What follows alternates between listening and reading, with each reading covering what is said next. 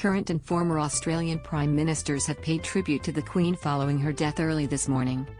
Anthony Albanese led the charge and said Australian hearts go out to the people of the United Kingdom, remarking that she always performed her duty with fidelity, integrity and humour.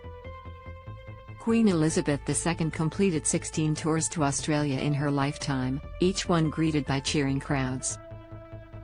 Live updates: Aussie politicians pay tribute to the Queen with the passing of Queen Elizabeth II. An historic reign and a long life devoted to duty, family, faith and service has come to an end, Albanese said.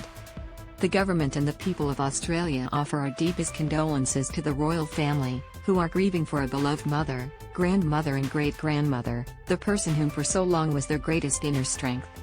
Australian hearts go out to the people of the United Kingdom who mourn today, knowing they will feel they have lost part of what makes their nation whole. There is comfort to be found in Her Majesty's own words, "Grief is the price we pay for love." Read more: The life and achievements of Queen Elizabeth. A number of former Australian Prime Ministers have also paid tribute to the late monarch, including Kevin Rudd, who praised her sense of duty. Teresa and I had the opportunity to meet with the Queen on several occasions over the years, and it was clear from those conversations that her affection for Australia was as profound as it was enduring, he said. Whether Republicans or monarchists, Australians will be deeply affected by this news.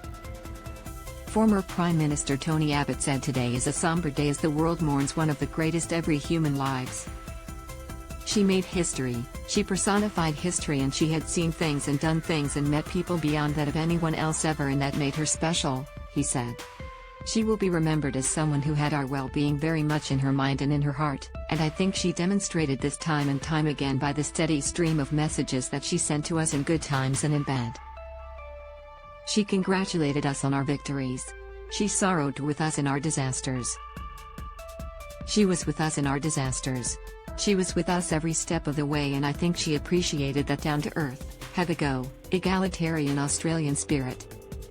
Read more: From assassination plots to making Arrowguard famous, a look back on the Queen's visits to Australia. John Howard praised Her Majesty's commitment to duty and her service to the UK and the world.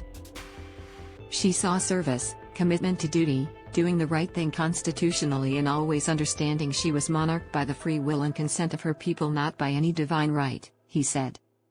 Former Prime Minister Paul Keating said the Queen's stoicism and moralism bound her to the job of being a monarch. She was an exemplar of public leadership, married for a lifetime to political restraint, remaining always the constitutional monarch, his statement read.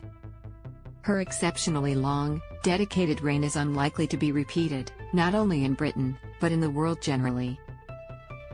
Julia Gillard praised Her Majesty as a remarkable role model after ascending to the throne at a young age but accepting the role with grace, devotion and dignity.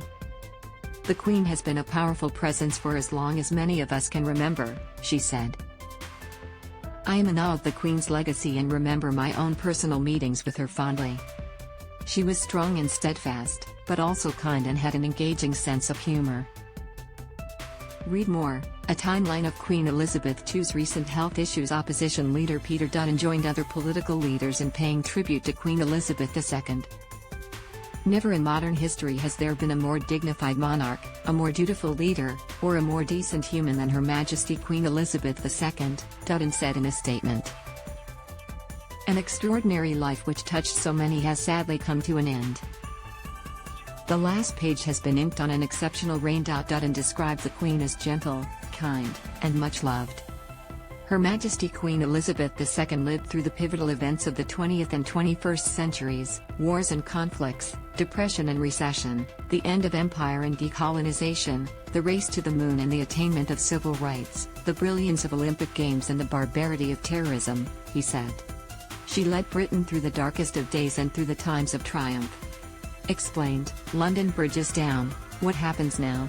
Governor-General David Hurley described the Queen as remarkable, saying that Australians can take inspiration from her tireless work ethic.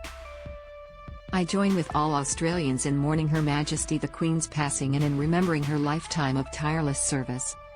She was a truly remarkable person, he said. When I reflect on my own memories, she was my Queen for my whole life. I think of Her Majesty's dignity and her compassion, her dedication and tireless work ethic. and her selflessness and unwavering commitment to the people that she served.